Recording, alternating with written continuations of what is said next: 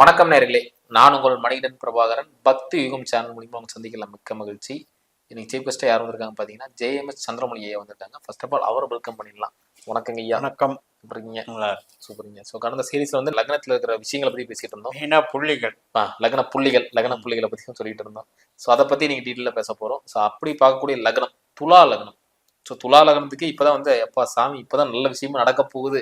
இல்லை கோச்சார் ரீதியாக பார்த்தீங்கன்னாவே சனி 6க்கு வராரு. அட்டம குருவா இருந்தவர் இப்போ நவுந்துட்டாரு. ஸோ அப்படி இருக்கும்போது கோச்சாரமா நல்லா இருக்கு அப்படின்னு சொல்றாங்க. ஸோ இந்த கோச்சாரம் அப்படின்னு சொல்லும் போது ஒரு ஜாதகத்துல மேஜரா எத்தனை % வேலை செய்யும்? கோச்சாரம் என்பது இப்ப ராசி பலன் பார்த்துக்கும் போது அவங்க என்ன சொல்றாங்கன்னா, ரொம்ப காலத்துக்கு முன்னால ஜோதிடம் வளர்ந்த நிலையை எடுக்கும் பொழுது ஒரு அன்னைக்கெல்லாம் விஞ்ஞான வளர்ச்சி இல்லை, தொழில் வளர்ச்சி இல்லை, ஒரு விவசாயம் ஒரு 4-5 தொழில் தான் இருக்கும். அன்னைக்கெல்லாம் சும்மா கணிதம்ங்கிறது பெரிய பஞ்சாங்க டிகிரி கணக்கெல்லாம் பார்க்கல. வெறும் ராசி, இந்த ராசியில பிறந்திருக்காங்க. அப்ப ராசி பலன் வரும்போது ஆஹா குரு ராசி பார்க்குதப்பா நல்லா இருக்கும் இப்படி சொல்லி பழகிட்டாங்க. அப்படி வந்ததுதான் கோச்சார பலன். குருங்கிறது சுபக்கிரகம். குருங்கிறது சத்தியம், தர்மம், ஆன்மீகம், நேர்மை குறிக்கிறது.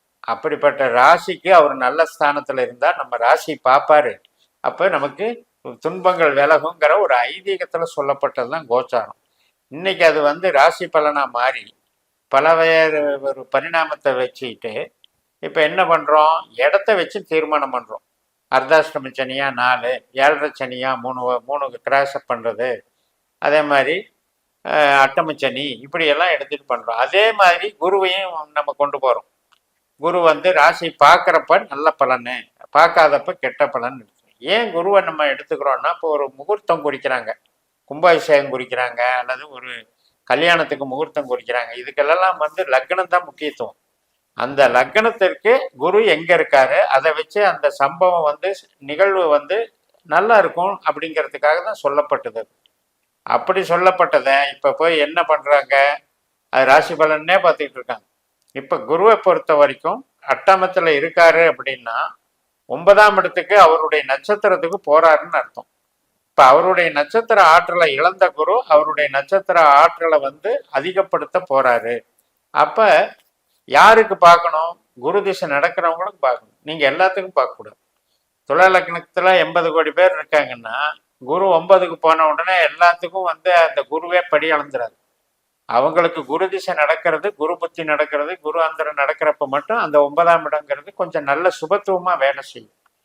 அதே நேரத்துல குரு பயிற்சி அப்படிங்கிறது நம்ம திசா புத்தியில இருக்கிறவங்க தான் பார்க்கணுமா வழியே, இல்லாதவங்க பார்க்க வேண்டிய அவசியமே இல்லை. தனிப்பட்ட ஜாதகத்துல அதிர்ஷ்டமான கிரகம் இதுதான் அப்படிங்கிறது எப்படி நம்ம கண்டறிகிறது, அது எப்படி ஆக்டிவேட் பண்றது? அதிர்ஷ்டம் என்பது 8ஆம் இடத்துக்குள்ள இருக்குங்க. அதே மாதிரி நம்ம ஜென்ரலா பாக்கியம்னு சொல்லுவோம் அதிர்ஷ்டம் அப்படிங்கிறது. ஆனா 8ஆம் இடம் வந்து எதிர்பாராத பொருள் வரவை கொடுக்குற இடமா இருக்கு. மேக்ஸிமம் நீங்க சொன்ன அதிர்ஷ்டம் சொல்லும்போது 8 தான்.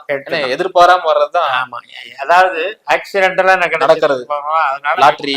ஆமா, அப்ப 8 வந்து 2ஓட தொடர்பு கொண்டா அதிர்ஷ்டம் நடக்கும். அப்படிதான் நம்ம எடுக்கணும். அதிர்ஷ்ட கிரகம்னு நீங்க எப்படி எடுப்பீங்கன்னா, இப்ப ஒருத்தருக்கு வந்து அவர் எந்த கிரகத்தை ஆக்டிவேட் பண்ணணும்னா, அவருக்கு ஒரு நிலையான தொழில் கொடுத்துருக்குன்னு வைங்க, அந்த கிரகத்தை ஆக்டிவேட் பண்ணணும். அப்படி பார்த்தீங்கன்னா 2, 6, 10 தான் கரெக்ட். இப்ப 2ஆம் இடத்துல சனியே இருக்காரு துலா லக்னத்துக்கு, 6ஆம் இடத்துல 10ஆம் இடத்துல சனி இருக்காங்க. இப்ப அவங்களுக்கு சனி திசை நடக்குதுன்னு வைங்க, சனியினுடைய கொடுப்பினை சொந்த நட்சத்திரத்திலே இருந்ததுன்னு வைங்க, அனுஷத்திலேயோ உத்திரட்டாதியிலையோ பூசத்திலேயோ, அந்த 19 வருஷ சனி திசை அவருக்கு அதிர்ஷ்டத்தை கொடுக்கும். எப்படி அதிர்ஷ்டத்தை கொடுக்கும், தொழிலை வளர்த்து கொடுக்கும். இதுக்கு போய் எனக்கு வந்து ஆயுளை வளர்த்துச்சா இல்லை எனக்கு வந்து உறவுகளை வளர்த்துச்சான்னு கேட்கக்கூடாது. அதிர்ஷ்டம் என்பது நம்ம எந்த விஷயத்துக்கு கேட்குறோங்கிறத பொறுத்து தான் இருக்கு.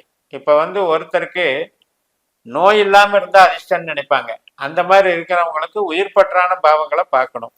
பொருளாதார அதிர்ஷ்டம் என்பது பொருள் பற்றான பாவங்களை பார்க்கணும். அப்படி வந்து அந்த புள்ளிகள் வலுத்திருந்தது திசை நடத்தினா கண்டிப்பா அவங்களுக்கு அதிர்ஷ்டம் நல்லது நடக்கும். இப்ப 8ஆம் இடம் என்பது எதிர்பாராம நடக்கிறது. இவங்க அதை போய் எதிர்பார்த்துட்டு இருக்க கூடாது, அது தானா நடக்கும். 8ஆம் பாவம் 2ஆம் பாவம் தொடர்பு கொண்டா தானா நடக்கும். அதே நேரத்துல ஒரு சிலருக்கு 8ஆம் பாவம் ஒரு 10ஆம் பாவத்தோட தொடர்பு கொண்டா திடீர்னு ஒருத்தர் பெரிய பதவிக்கு வந்துடுறாரு. 8 10 கூட. ஆமா, அவர் நினைஞ்சே பார்த்திருக்க மாட்டாரு. திடீர்னு ஒரு பதவிக்கு வந்துடுறாரு. திடீர் ப்ரமோஷன் சொல்றாங்கல்ல, திடீர்னு ஒரு தொழில் ஆரம்பிச்சு டெவலப் ஆயிட்டேன்னு சொல்றாங்க. ஆனா 8 மோசமான ஒரு இடம்னு சொல்றேன். ஆமாங்க, அது லக்னத்துக்கு தான் மோசம், ம். தொழிலுக்கு மோசம் இல்லை.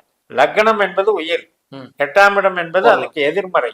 அகம் சார் ஆமா, லக்னத்துக்கு மோசம். ஆனா பொருள் தொழிலுக்கு அது மல்டிப்ளை. இப்ப 10ல இருந்து பின்னால பாருங்க, லாபஸ்தானம். 10க்கு லாபஸ்தானமே 8ஆம் இடம். அப்ப அந்த மாதிரி இருக்கவங்க திடீர் அதிர்ஷ்டத்துல டெவலப் ஆகுறவங்க, திடீர் பதவிகள் வைக்கிறவங்களுக்கெல்லாம் அந்த அதிர்ஷ்டம் வேலை செய்யும். அதுக்காக நீங்க ஒவ்வொருத்தரும் போய் 8ஆம் இடத்தை இயக்குங்கன்னு சொல்லிட்டு இருக்க முடியாது. ஏன்னா 8ஆம் இடத்துல அகம் சார்ந்த பிரச்சனைகள் இருக்கு. இப்ப எந்த பாவம் 8ஆம் பாவத்தோட தொடர்பு கொள்ளுதோ அந்த பாவம் ரீதியாக அவங்களுக்கு வாழ்க்கையில கஷ்ட நஷ்டம் ஏற்படுது. இதையும் மறந்துடக்கூடாது.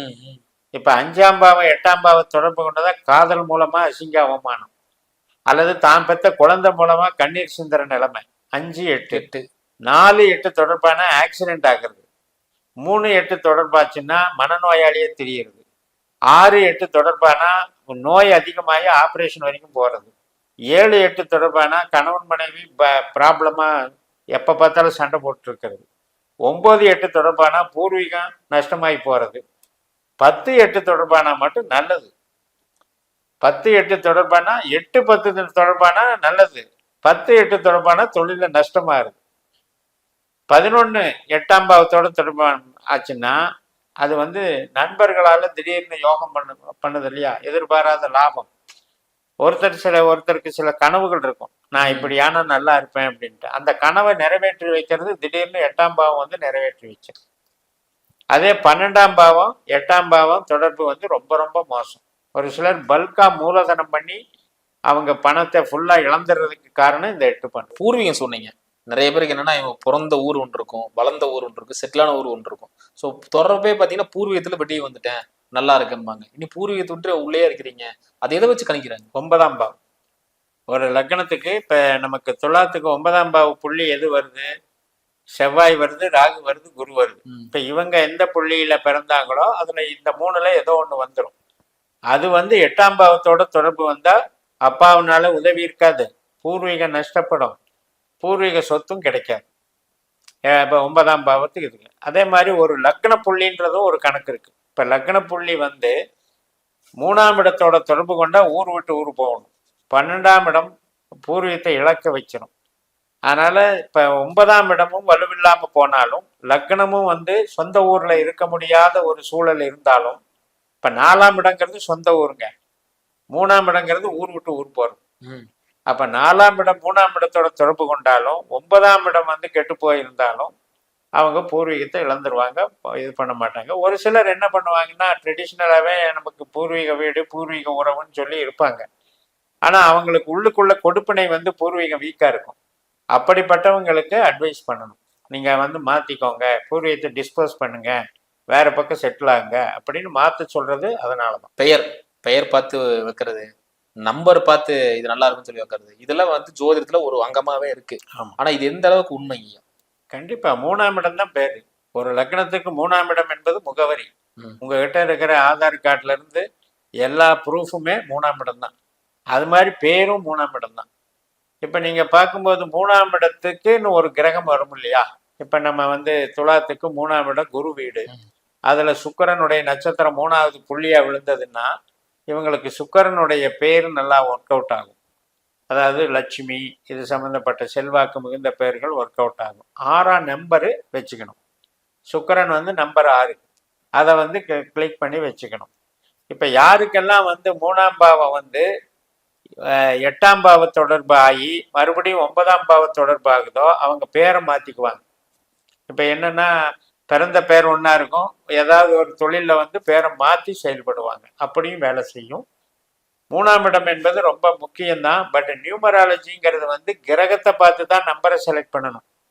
நம்ம வெஸ்டர்ன் அஸ்ட்ராலஜியில் என்ன பண்றோம், பிறந்த தேதிக்கு ஒரு நம்பரு, பிறந்த மாதத்துக்கு ஒரு நம்பரு, பிறந்த வருடத்துக்கு ஒரு நம்பர், எல்லாத்தையும் கூட்டி நேம் நம்பர் ஃபேட் நம்பர்னு டிசைட் பண்ணி நியூமராலஜி சொல்லுது, அது கான்செப்ட். பட் இங்க ஜாதகத்து ரீதியாக நீங்க என்ன பண்ணணும், எந்த உங்களுக்கு ஒரு நோய் குணமாகணுமா, அப்ப 5ஆம் பாவ நம்பரை வச்சா நோய் குணமாயிடும். இப்போ உங்களுக்கு தொழிலில் சிறப்பாக இருக்கணுமா, 10ஆம் பாவ நம்பரு வச்சா சிறப்பாகும். அப்ப 3ஆம் பாவம் என்பது பெயரை குறிக்கிறது. அது நம்ம ஜனன ஜாதகத்துல எந்த பாவ தொடர்புல இருக்கோ அது சம்பந்தப்பட்ட பெயரை வச்சீங்கன்னா சிறப்பா இருக்கலாம். இப்ப என்னன்னா ஒரு ஜாதகத்துல கஷ்டம் தீராத கஷ்டம் தர்றது இந்த கிரகம் தான் அப்படிங்கிற தீர்மானிக்கிறது அப்படிங்க. எல்லாமே 8, 12 தான். கஷ்டம் நஷ்டம்ங்கிறது அந்த கேரக்டர் அவங்க தான். நீங்க 8ன்னு சொன்னது திடீர்னு நடக்கிற ஒரு பிரச்சனை. 12ங்கிறது இந்த 8 12 தான் டெட்லி காமன் சொல்லிட்டீங்க. 8, 12 என்பது அவங்களுக்கு அத்தாரிட்டி அதிகாரம் என்னன்னா கஷ்டத்தை கொடுக்கறது. நம்ம ஜனன ஜாதகத்துல நம்ம பிறக்கும் போது 1ஆம் இடம் என்பது 8ஆம் இட தொடர்பு இருந்தால் இவங்க சிந்தனையிலேயே தன்னை இழப்பார்கள். இப்ப ஒருத்தர் பாத்தீங்கன்னா தற்கொலை முயற்சி பண்ண போறாங்க. 1, 8 தொடர்பான அந்த முயற்சிக்கு போவாங்க. தன்னைத்தானே தாழ்வு மனப்பான்மையினால தன்னைத்தானே வந்து தாழ்த்திக்குவாங்க. 1, 8 தொடர்பு கொண்டா. இப்ப இதே 1, 9ஓட தொடர்பு கொண்டாலோ 5ஓட தொடர்பு கொண்டாலோ சந்தோஷமா இருப்பாங்க. இதே 2, 8ஓட தொடர்பு கொண்டா பணத்தை பறி கொடுப்பாங்க. 3, 8ஓட தொடர்பு கொண்டா மனநோயாளியா இருப்பாங்க. இப்படியே 12 பாவத்தை லிங்க் பண்ணணும். அதனால 8, 12 என்பது லக்னத்துக்கு கெடுதல் தான். அது வந்து எப்ப நடக்கும்? திசாபுத்தியில அந்த 8, 12 எந்த விதத்திலேயாவது தொடர்பு வரணும். இப்ப உதாரணத்துக்கு இப்ப வந்து 5ஆம் இடம்னு வச்சுக்கோங்க. 5ஆம் இடம்ங்கிறது ஒரு நடிப்பு. 5ஆம் இடம் வந்து விளையாட்டு. 5ஆம் இடம் என்பது ஒரு ஆன்மீகம், இஷ்ட தெய்வம், இதையெல்லாம் குறிக்குது. சந்தோஷமா இருக்கிறது, காதலை குறிக்குது. இப்படிப்பட்ட இடம் 8, 12ஓட தொடர்பு கொண்டா நீங்களே நினைச்சு பாருங்க எப்படி இருக்கும். அந்த 5ஆம் இடமே அவுட் ஆயிரும். அப்ப அப்படிப்பட்டவங்க என்ன நினைப்பாங்க? நான் போய் சினிமாவில் சாதிக்கணும்னு நினைச்சிட்டு இருப்பான். போய் நிறைய பேர் பார்த்தீங்கன்னா இன்னைக்கெல்லாம் பேட்டி கொடுக்குறாங்க இல்லையா, 50 வயசு 60 வயசு சினிமாவை நம்பி வந்தேன், வாழ்க்கையை தொலைச்சிட்டேன் அப்படின்னு. இதுக்கு காரணம் என்னன்னா அந்த 5ஆம் பாவம் இயங்க வைக்குது. ஆனா கொடுப்பனை 8, 12 தொடர்புனால அவங்கள நஷ்டமடைய வைக்கும்.